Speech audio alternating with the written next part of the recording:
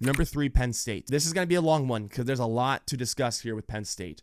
They're bringing back a lot of pieces, just like Michigan did 2 years ago and just like Ohio State did last year. They're not bringing back quite as much, and especially if you look at Ohio State, if you compare what Penn State's doing this year and Ohio State last year, they're not bringing back quite as much production. They're still losing Abdul Carter. They're losing Tyler Warren, but look who's coming back. Drew Aller, Katron Allen, and Nick Singleton, denied Dennis Sutton, who had 8 sacks last year. Can he take the next step defensively? Can he be a 10, 12 sack kind of guy? There's questions at receiver. Obviously, the skill players on the outside at receiver, I mean, they haven't been explosive. They haven't been threats at all. There was only one receiver last year that had over 500 receiving yards. And I know they had turnover in that room, so they brought in some new pieces. Schedule-wise, I mean, their non-conference is a joke. Nevada, FIU, Villanova. But then they open Big Ten play with Oregon at home, so that's going to be a quick wake-up call to see how good they really are.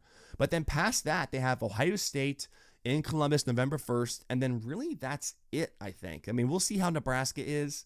I'm not too worried about them being a threat, but this is a pretty nice schedule for Penn State. Overall, does it remind you of Michigan 2 years ago and Ohio State last year? Yes, because of guys that are choosing to come back when they could go pro. It's not to the same extent as those two programs, but that kind of feels like the recipe to win a national championship right now.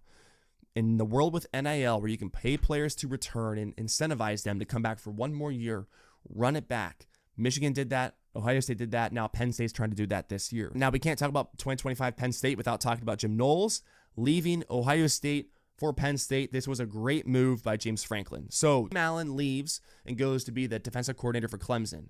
Penn State was in the position where it's like, look, we have to replace a coordinator.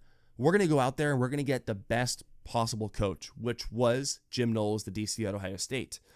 Jim Knowles leaving Ohio State was interesting. I think a lot of us thought that he wasn't going to finish his career at Ohio State. It kind of makes sense, I guess, in retrospect, that he was looking to leave. And I think there's a combination of factors why he would leave Columbus for Happy Valley. Part of it is he's returning home. That's his home state. In the recent interviews, or maybe not interviews, but the recent clips where he's talking to the Penn State team, he basically implied that he was a Penn State fan growing up. I don't know how much that really played a factor in it, but coming home could be a factor. He's obviously getting a ton of money. It's a big pay bump. He's the highest paid DC in college football, making over $3 million a year. Money talks. There was also some drama with the Ohio State coaching staff. The defensive line coach, Larry Johnson, and Jim Knowles never really agreed on scheme and what the defensive front should look like. I also think, not that he had a bad relationship with Ryan Day, but Ryan Day had to take time after the Oregon loss in the regular season. He had to take time and spend that with the defense on fixing that because the defense got absolutely torched in Eugene. And maybe that rubbed Jim Knowles the wrong way a little bit. And again, not that it's a negative thing on their relationship, but Jim Knowles was brought in. Ryan Day would always said, I'm bringing in the head coach of the defense.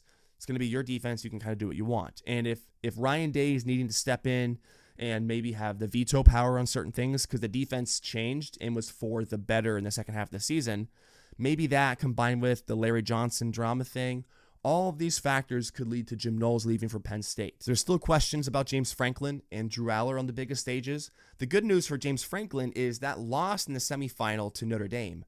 I don't think you can pin that loss on James Franklin. There's lots of big games you can point to with James Franklin at Penn State and go, look, this is the reason why we lost. James Franklin did this, James Franklin did this, didn't do this, didn't do that.